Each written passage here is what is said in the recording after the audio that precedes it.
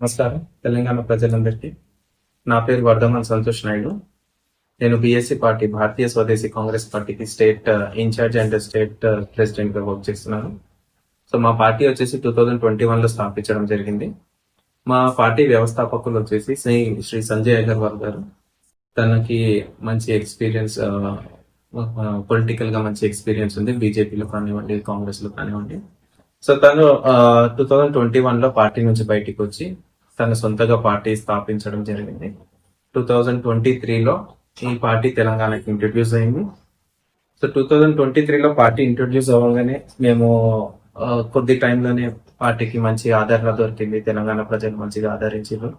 So 2023లో మేము 24 districts నుంచి 24 divisions నుంచి ఎమ్మెల్యేలుగా పోటీ చేయడం జరిగింది పార్టీ నుంచి.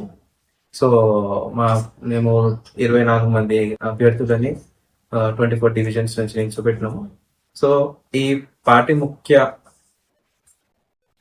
మా పార్టీ యొక్క ముఖ్య ఉద్దేశం ఏంటంటే పార్టీ స్థాపించడానికి కానీ పార్టీ యొక్క ముఖ్య ఉద్దేశం సో కామన్ మ్యాన్ రైట్ ని ప్రొటెక్ట్ చేయడం అనేది మాకు చాలా ఇంపార్టెంట్ గా మేము ఫీల్ అవుతున్నాము. ఎందుకంటే ఈ ఉన్న సిచ్యువేషన్స్ లో మనం చూస్తున్నాం, బయట కామన్ మ్యాన్ కి తన సేఫ్టీ కానివ్వండి, తన ప్రొటెక్షన్ కానివ్వండి, ఎక్కడైనా లోపాలు ఉన్నాయి దాంట్లో.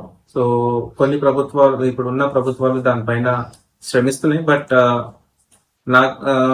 మేము గమనించినంత వరకు అయితే కామన్ మ్యాన్ కి రైట్స్ లేవు అనేది మేము అనుకుంటున్నాము ఇప్పుడు ఉన్న సమాజంలో. అండ్ కమింగ్ టు ఎడ్యుకేషన్, మా పార్టీ వచ్చేసి ఎడ్యుకేషన్. ఇప్పుడు గవర్నమెంట్ దగ్గర ఎక్కడైనా మనం చూసుకున్నప్పుడు మనకి ఫ్రీ ఎడ్యుకేషన్ ఉంది, లేదనేది కాదు. సో ఎడ్యుకేషన్ అనేది, ఫ్రీ ఎడ్యుకేషన్ గవర్నమెంట్ ఇస్తుంది, బట్ క్వాలిటీ ఎడ్యుకేషన్ ఇవ్వట్లేదు.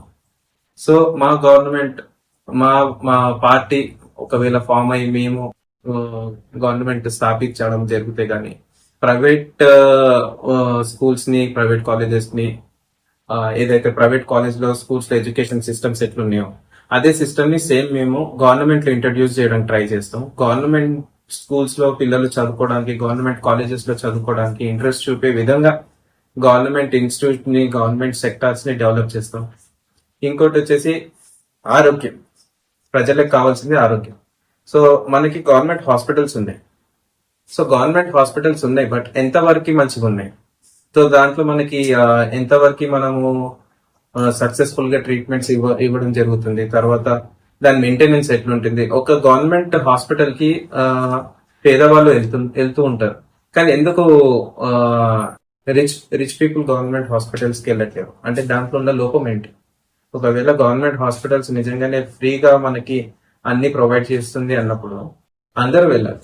కానీ ఎందుకు కొంతమంది ఓన్లీ పువర్ పీపుల్, మన బిలో పీపుల్ వెళ్తున్నారు? ఎందుకంటే అక్కడ మెయిన్ గా శానిటరీస్ కానివ్వండి, సరౌండింగ్స్ కానివ్వండి, దాని ఇన్ఫ్రాస్ట్రక్చర్స్ కానివ్వండి, దాని మెయింటెనెన్స్ కానివ్వండి, లోపల ఉన్న వైద్య సిబ్బంది కానివ్వండి, వైద్యమే కానివ్వండి, మన ఎక్స్పెక్టెడ్ లెవెల్స్ లో లేకపోవడం ఫస్ట్ థింగ్. సో దాన్ని మెరుగుపరచాలి. ఫ్రీ హెల్త్ చెకప్స్ అవి ఇవి ఫ్రీగా ట్రీట్మెంట్ ఇస్తున్నాం అంటే నడవదు.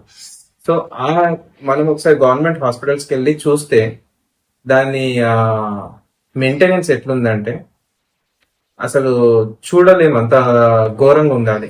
ప్రైవేట్ హాస్పిటల్స్ ని చూస్తే దానిలో గరీబ్ వాళ్ళు ప్రైవేట్ హాస్పిటల్స్ కి పోవడానికి కొంచెం ఆలోచిస్తారు, ఎందుకంటే దాంట్లో ఉన్న ప్రైస్ కన్సెప్షన్స్ కానివ్వండి, ప్రైస్ వేరియేషన్స్ కానివ్వండి. సో అది మనము ఎఫర్ట్ చేయలేము. బట్ ఈ సినారియోలో గవర్నమెంట్ హాస్పిటల్ కి ఎందుకు సరైన మెయింటెనెన్స్ లేకుండా పోతుంది? సో ఇలాంటి పరిస్థితుల్లో మా పార్టీ యొక్క ముఖ్య ఉద్దేశం ఏంటంటే ఎడ్యుకేషన్ అండ్ హెల్త్. సో దీని డెవలప్మెంట్ పైన, so quality of education, quality of health, వీటితో పాటుగా రూరల్ డెవలప్మెంట్ పైన మేము స్పెషల్ గా ఫోకస్ చేయాలి అనేది మా పార్టీ ముఖ్య ఉద్దేశం కూడా. ఎందుకంటే మనకి మన విలేజెస్ అనేది మన బ్యాక్ బోన్స్, ఫార్మర్స్, అగ్రికల్చర్స్, ఇవన్నిటిని దృష్టిలో పెట్టుకొని దాని డెవలప్మెంట్స్ పైన, రూరల్ డెవలప్మెంట్ పైన వర్క్ చేయాలి. ఇంకోటి మన అగ్రికల్చర్ సెక్టర్స్ పైన నూతన ఇన్వెన్షన్స్ అనేది చాలా జరుగుతున్నాయి. మనం చూసుకుంటే స్టేట్స్ లో, యునైటెడ్ స్టేట్స్ లో, తర్వాత వేరే డిఫరెంట్ కంట్రీస్ లో చాలా డెవలప్డ్ అగ్రికల్చర్ సెక్టర్ నడుస్తుంది. సో ఆ సెక్టర్ ని మనము మన భారతదేశంలో కూడా ఇంట్రడ్యూస్ చేయాలి అండ్ మన రైతులకి మెయిన్ గా అన్ని లాభపడేటట్టుగా మన అగ్రికల్చర్ సెక్టర్ డెవలప్ అవ్వాలి. ఇప్పుడు చూసుకుంటే ఫార్మర్ సేఫ్టీస్ కూడా చాలా ఇంపార్టెంట్. ఫార్మర్స్ అనేది మన బ్యాక్ బోన్. సో ఫార్మర్స్ అనేది లేకపోతే మనకి డే టు డే లైఫ్ లో మన జీవన విధానం అనేది స్తంభించిపోయే పరిస్థితి. వాళ్ళ సేఫ్టీస్ అనేది కూడా మేజర్ గా మన కన్సర్న్, పార్టీ కన్సర్న్. వాళ్ళు ఏ విధంగా అయితే వర్క్ చేస్తున్నారో దాన్ని మోడలైజేషన్ ఎట్లా చేయాలి, వాళ్ళకి ఇంకా ఆధునికంగా మనం టెక్నాలజీ పరంగా ఎట్లా లాభపడతాం, ఎట్లా ఏం చేయగలుగుతాము. లైక్ నాకు ఎప్పటి నుంచి ఆలోచన ఉండేది ఏంటంటే, అన్ని సెక్టార్స్ కి ఇన్సూరెన్స్ ఉన్నప్పుడు ఫార్మర్ సెక్టర్ లో ఎందుకు ఇన్సూరెన్స్ ఉండద్దు? వాళ్ళ పంట పొలాల పైన కానివ్వండి, లేకపోతే ఫార్మర్స్ కి కూడా ఇన్సూరెన్స్ అనేది ఒకటి ఇంట్రడ్యూస్ చేయాలి. అనగా మన రాష్ట్రంలో చాలా సమస్యలు ఉన్నాయి, ఇవన్నిటిపైన పోరాటం చేయాలి. సో పోరాటం చేయడానికి మా పార్టీ అనేది ఎప్పుడు ముందంజలో ఉండబోతుంది. ఈ విధంగా మేము పార్టీలో పాలిటిక్స్ లో రావాలి, లీడర్షిప్ క్వాలిటీస్ ఉన్న వాళ్ళందరినీ మేము ఇన్వైట్ చేయడం జరుగుతుంది. ఇప్పుడు రానున్న ఎలక్షన్స్ లో ఇప్పుడు మనకి సర్పంచ్ ఎలక్షన్స్ ఉన్నాయి, కంటిన్యూ ఇప్పుడు ఎలక్షన్స్ 1 by 1 ఎలక్షన్స్ రావడం జరుగుతుంది. ఫస్ట్ సర్పంచ్, ఎంపీటీసీ, జెడ్పీటీసీ, మళ్ళీ తర్వాత కార్పొరేటర్ ఎలక్షన్స్, జిహెచ్ఎంసీ ఎలక్షన్స్, ఇవన్నీ కంటిన్యూగా ఉన్నాయి మనకి ఒకటి తర్వాత ఒకటి. సో మా రిక్వెస్ట్ ఏంటంటే, ఎలిజిబుల్ క్యాండిడేట్స్ ఎవరైనా, అంటే మేము పొలిటికల్ గా పైకి రావాలి అనుకుంటున్నాము బట్ మాకు ఒక స్టాండ్ లేదు, మాకు ఒక సపోర్ట్ లేదు అనే వాళ్ళందరికీ మా పార్టీ వెల్కమ్ చేస్తుంది.